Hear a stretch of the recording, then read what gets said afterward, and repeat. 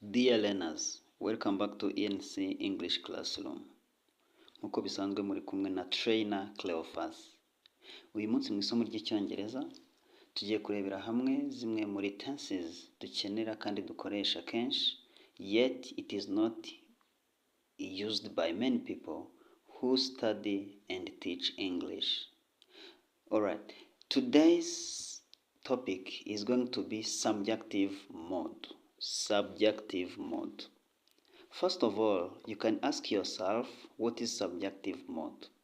Subjunctive mode is a mode of opinions, wishes, doubts, and uncertainties, which means ni tenses dukoresha iyo tugaragaza ibitekerezo, ibyo twifuza, doubts, gushidikanya, cyangwa se tuvuga ibintu tutizeye neza. And sometimes it is used tugaragaza ibyo bitekerezo mu buryo bunyuranye, aho iyi tenses is subdivided into two categories, where in subjunctive mode we are having present subjunctive mode and past subjunctive mode. Ariko uyu munsi tugiye kurebera hamwe present subjunctive mode. Dukurikire rero, iri somo riraza kurangira rwose uzi gukoresha present subjunctive mode kandi witeguye no kuba wayikoresha mu buzima busanzwe bwa buri munsi, as we are all here to help one another in order to express convincingly ourselves in English. Now, present subjunctive mode. Present subjunctive mode traditionally express wishes and hope, which means igaragaza inyifurizo ndetse n'icyizere, and mostly dukunze kuvuga ngo God bless you. Ibintu turabikoresha kenshi iyo wifuriza umuntu umubwira ngo Imana iguhe umugisha. This is a wish. God bless you. And sometimes this tense abantu bakunze kwitiranya na simple present, yet present subjunctive mode, of course we say God bless you, bitandukanye no kuvuga ngo God blesses you. When you say God blesses you, that's the verb to bless. We are taking, of course, as an example, for he, she, or it. After verb bless, we add es, and the list of the verbs, as we know, nkuko tubizi muri present tenses. However, in subjunctive mode, which is present, we don't consider all of this. So that's why we are even going to see the formation. How do we form present subjunctive mode? Present subjunctive mode is formed using base verb or bare infinitive, which means infinitive without to, regardless the subject. Meaning, if we take verb to be, this verb to be is infinitive, of course, and then we will take what we call base verb or base bare infinitive. By taking this verb to be, removing to, we stay with be.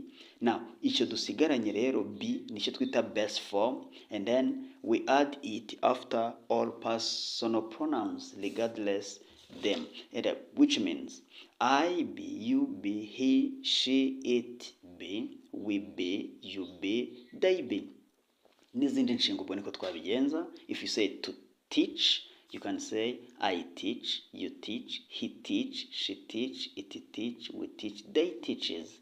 Aho ngaho kuri he, she, or it aba iri muri simple present niho twongeraho es, dusaba ngo he teaches, she teaches, it teaches. But because it is in present subjunctive mode, we don't need to add those es, for it is formed by taking the base form and then put it after the personal pronouns that we are having. That is about formation of present subjunctive mode. Now let's go to where do we use it? Sometimes we use it after certain adjectives. First of all, when we start with adjectives expressing importance of an action, izo twavuga nka important, necessary, essential, urgent, and vital. Ndasubiramo, I mean when we are referring to adjectives of or expressing the importance of an action, like important, necessary, essential, urgent, and vital. It means after these sentences, we should add what we call present subjunctive mode form of the verb. A form states that we take it plus adjective, izo twavuze haruguru plus that plus subject and then tukabona kongeraho iyo nshinga cyangwa iyo baduhaye tuyishyira muri present subjunctive mode. For example, you can say it's necessary that he be warned. We said be warned, to be. It's necessary that he be warned. That's one. Two. In addition to this, the use of present subjunctive mode, we also start with the verb expressing order and command. Example of these verbs we can mention order, request, demand, recommend, ask, command, suggest, propose. Ndasubiramo inshinga like order, request, demand, recommend, ask, command, propose, and suggest. So after those verbs, we also use present subjunctive form of the verb. Formula is like subject plus verb plus that plus subject plus verb in subjunctive mode. For example, you can say he suggested that he apply for job. Ntabwo tuvuga ngo he applies. No. He apply for a job. He suggested that he apply for job. So icyo gihe this sentence is expressing a wish or hope because it is in present subjunctive mode. The last use of present subjunctive mode, we can now start with adjectives expressing emotions provoked by a situation like delighted, praised, surprised, shocked, and furious.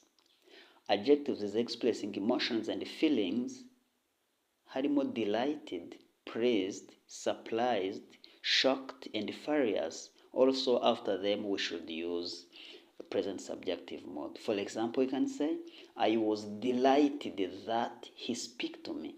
I was delighted that he speak to me. So which means here verb to speak. Here speak after he, it is in present subjunctive mode. So nkuko mubyumva rero, this tense is very crucial because of course we need it when we are expressing these wishes and hope. So nawe wakora umwitozo gake gake ugendeye ku ngero natanze and then tugakomeza tukayikoresha mu buzima busanzwe bwa buri munsi.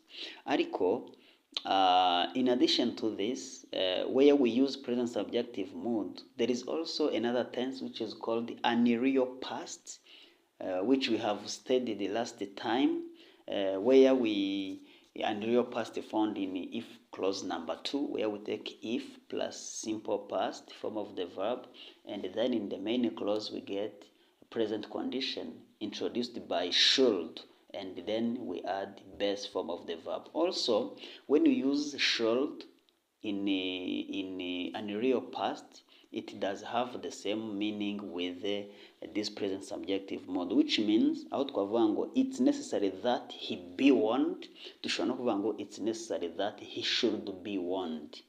And then aho twavuga ngo he suggested that he apply for a job, dushobora no kuvuga ngo he suggested that he should apply for job. Bityo aho twavugaga ngo I was delighted that he speak to me, dushobora no kuvuga ngo I was delighted that he should speak to me. So it means those two sentences are having the same meaning. One is unreal past, where we use past form of the verbs, but the meaning is already in present. So nta handi ibyo bintu bigaragara rero icyo aho dukoresha simple past ariko igisobanuro kiri mu gihe turimo cy'ubu cya present, usibye muri subjunctive mode where we are expressing wishes and hope. And sometimes when we hope and we wish something we don't have but we would like to, which should happen maybe in ahead time. So thank you so much for today's session. I think you have enjoyed it, and then tuzakomeza n'isomo ry'ubutaha. Don't miss.